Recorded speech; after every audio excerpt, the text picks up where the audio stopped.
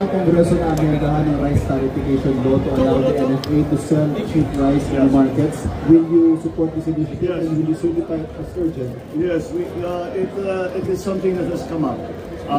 That we are so that ang problema kasi, kaya tumataas ang presyo ng bigas dahil ang mga trader ay nagko-compete. Pataasan sila ng presyuhan sa pagbili ng palay. At wala tayong control doon.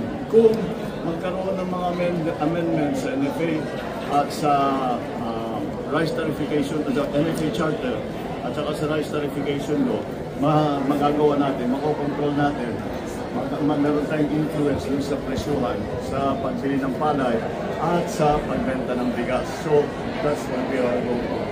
Will you certify the bill as urgent, sir? Yes, I think it justifies an urgent certification.